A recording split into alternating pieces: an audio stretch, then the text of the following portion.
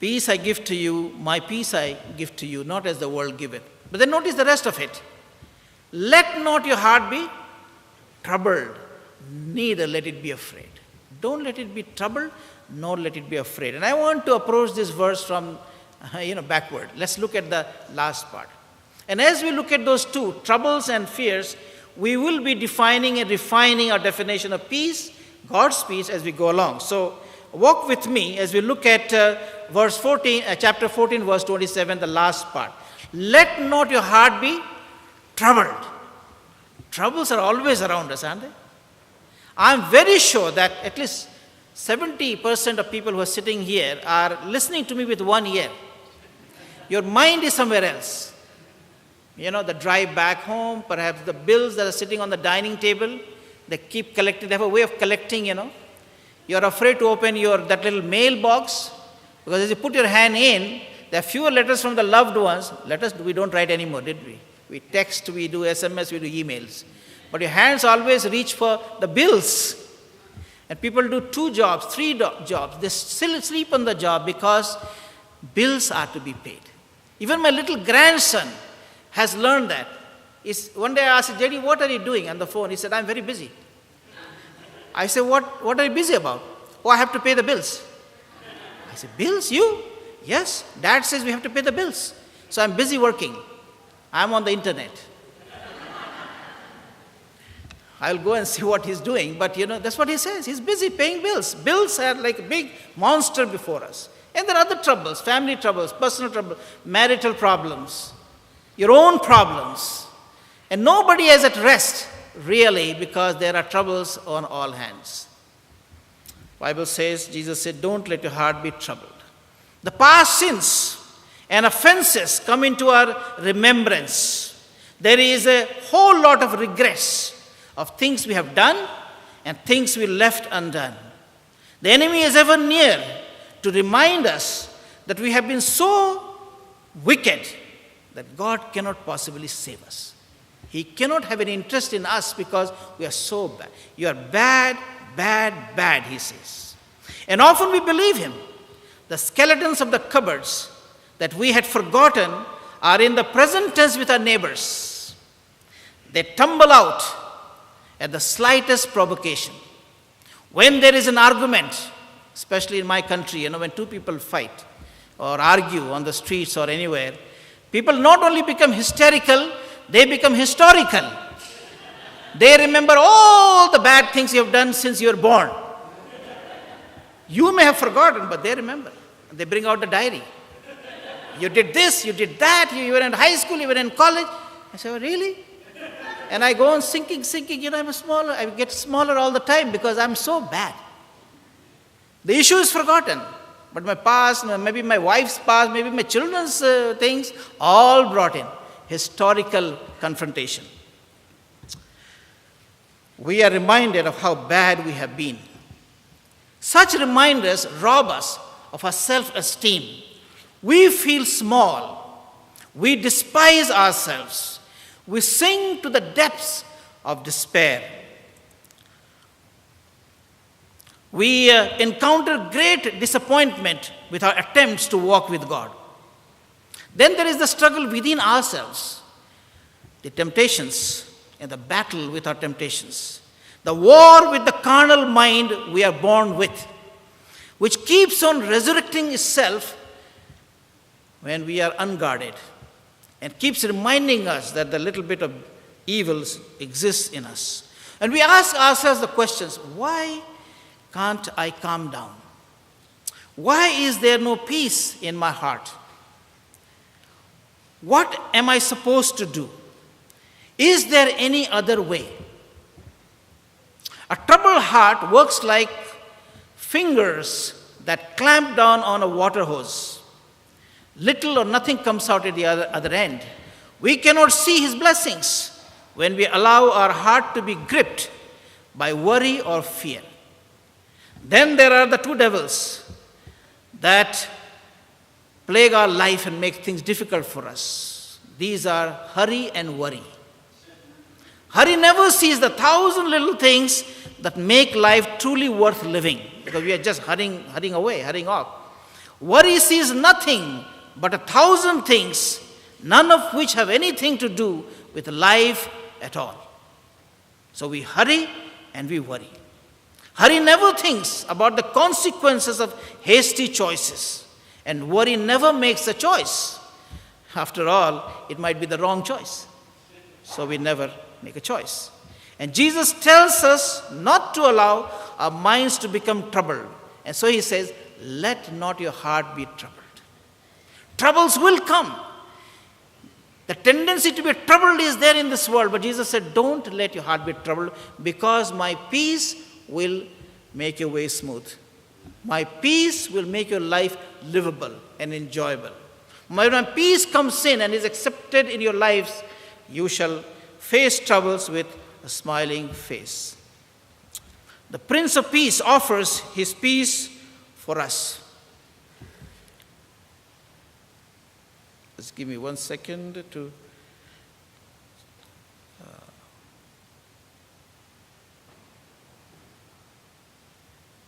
Okay. This peace comes from knowing that we have to do with a compassionate and forgiving God. This peace comes from believing his word that when we confess our sins, he is just and faithful to forgive us and to cleanse us from all unrighteousness. And this is the promise that makes me take care of the skeletons in the cupboard. If I have asked forgiveness for my sins of the past, then I must believe that they do not exist. Not even in the registry of heaven, not even in the memory of God.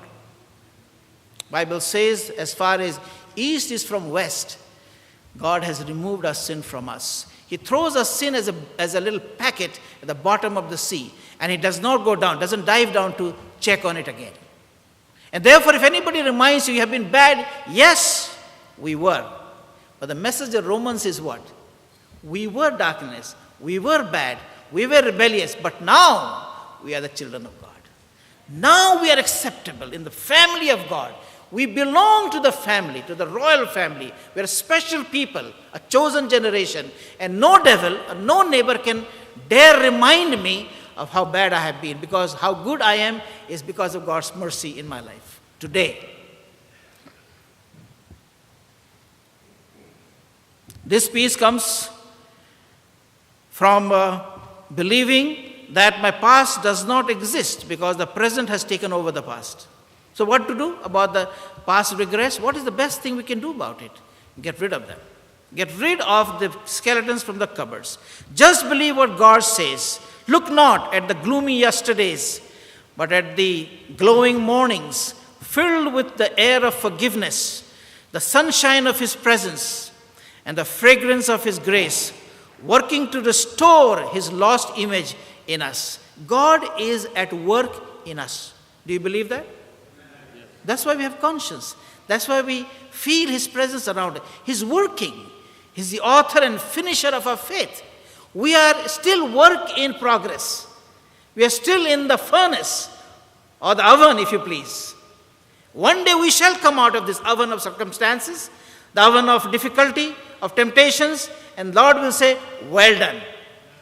My wife has a way of poking those cakes with a little, knitting needle. She tells me, take the needle and poke. And then you feel, if there's nothing sticking, it's done. If it is sticking, let it be for a little while. I don't think God is sticking needles into me, but he knows when I'll be ready. When he can pronounce, well done, my faithful servant, you have done well. I have a little problem with my laptop, so just give me a little time, because I like what someone wrote on the Facebook the other day. It said, don't tell God how big your problem is. Tell your problem how big your God is. Amen. Isn't that beautiful? Isn't that beautiful? So when troubles come around us, God says, do not be troubled, because my peace that passeth understanding that the world cannot give is yours. Trust me. Past does not exist anymore. I don't remember what you did, because you have confessed and you have been forgiven. Let's look at the second part. Neither let it be afraid. Fear. Fear is another thing that clamps on our heart, fear of the unknown. Troubles are of the past and the present, but the fear is of the future. What if? What if? Fear of the unknown, of the consequences of our unwise actions, of the isolation we face when walking alone with God. In the path that we go alone, in the path of duty, when nobody follows us in that way. Fear paralyzes us. It makes us doubt God's presence. Edmund Burke points out that no passion so effectively robs the mind of all its power of acting and reasoning as fear. Fear, therefore, I believe, is a faith issue.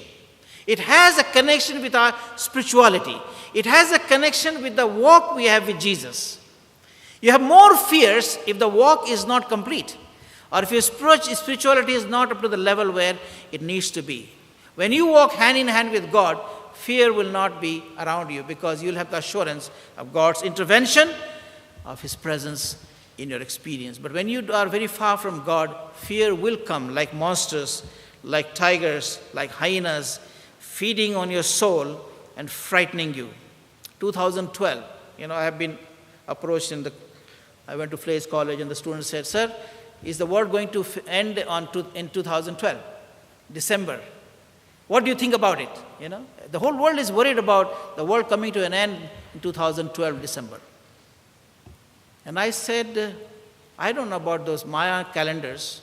I have never met the Mayas. But I have met God. And I have His word.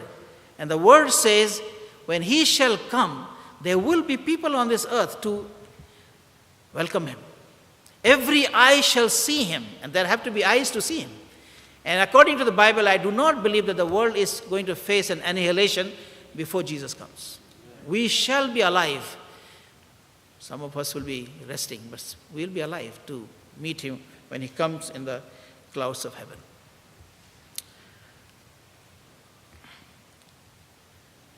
Bertrand Russell said that to conquer fear is the beginning of wisdom. It is also the beginning of a victorious Christian living. I remember a lady in Calcutta who we used to go and meet. I was a young principal of the school, and we had very few friends. Here was this old lady, and we used to go over. She would entertain us in the evening, and she was the what if kind of person. What if this happened? What if that happened? And her son was in England, and he would say, "Mama, come home, come and visit me." No, I cannot fly those planes, because what if the plane took a dive when I'm in it? And I used to say, "Mrs. So-and-so, there's so many planes flying, Maybe one out of 5,000 flights or maybe 10,000 flights could have a problem. But how are you sure that your plane is going to... No, but it might happen, The plane that I am in may be the one that will crash. No, I don't want to go there." One day she went there. And the son said, "Let's go and visit the lion safari. We'll go there in a little caged box and we'll look at the lion." "Oh, no, I don't want to go." "What if that cage breaks down and if the lion comes and gets me, You're never sure how the lions are going to behave. It has happened before. No, I'm not going." She missed out many of life's pleasures and fun things because of this what-if mentality. Her world became very small and tight around her because she ruled out many of the possibilities of visiting and moving around. And for us, it is something like, what if this happened? What if that doesn't happen? And we create so many of demons around us, imaginary, that we are cowering in fear, maybe under the sofa or under the dining table. But Jesus says, don't let your heart be afraid. Fear should not be an element to consider because I have conquered this world. I am your God.